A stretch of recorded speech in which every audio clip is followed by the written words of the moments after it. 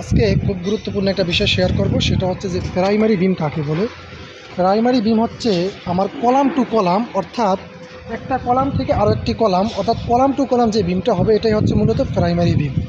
আরও একটা জিনিস আজকে শেয়ার করব, সেটা হচ্ছে যে আমরা বিমে আসলে কোথায় ল্যাপিং দিব, বিমের উপরে কোথায় ল্যাপিং দিব এবং নিচে কোথায় ল্যাপিং দিব।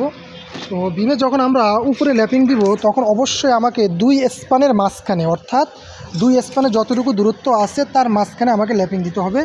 আর যখন আমরা বিমের নিচে ল্যাপিং দিব তখন হচ্ছে অবশ্যই আমাকে কলামের সাপোর্টে, অর্থাৎ কলামের সাপোর্ট থেকে 2h দূরত্বে আমাকে ল্যাপিং দিতে হবে। তো আমরা যদি এখানে এই বিমটা একটু দেখি, এই বিমটার এই জায়গায় ল্যাপিং দেওয়া আছে, অর্থাৎ এই যে নিচে এই জায়গায় ল্যাপিং দেওয়া আছে। তো এই জায়গায় কোনোভাবেই ল্যাপিং দেওয়া যাবে না। আরেকটা জিনিস সেখানে দেওয়া আছে, এখানে হয়তো বা 24 থেকে 26 ইঞ্চি ল্যাপিং দেওয়া আছে। তো অনেক ডিজাইনার আসলে 24 থেকে 26 ইঞ্চি ল্যাপিং দিয়ে থাকে, আসলে এটাও করা যাবে না, আমাকে ল্যাপিংয়ের পরিমাণ আরও বাড়িয়ে দিতে হবে। আর নিচে এই যে আমাকে অবশ্যই এই জায়গায় ল্যাপিং দিতে হবে, অর্থাৎ কলামের সাপোর্ট থেকে 2h দূরত্বে আমাকে ল্যাপিং দিতে হবে।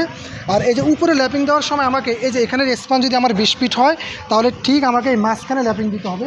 এই ল্যাপিংটা যে জায়গায় আছে আসলে এই ল্যাপিংটা সঠিক জায়গায় নাই, অবশ্যই ল্যাপিংটা আমাকে এই মাঝখানে দিতে হবে। আর আরও একটা জিনিস আমাকে মনে রাখতে হবে যে ল্যাপিং একই জায়গায় যাতে কোনোভাবে না পড়ে, এই একটা ল্যাপিং এই একটা ল্যাপিং, এরকমভাবে ল্যাপিং কোনোভাবেই দেওয়া যাবে না। ল্যাপিং দেওয়ার সময় অবশ্যই আমাকে এই বিষয়গুলো খেয়াল রাখতে হবে। টেনশন জোন এবং কম্প্রেশন জোন দুইজন হিসাব করে আমাকে ল্যাপিং দিতে হবে, এবং ল্যাপিং দেওয়ার নিয়ম কোথায় এটা আমাকে জেনে সঠিক জায়গায় ল্যাপিং দিতে হবে।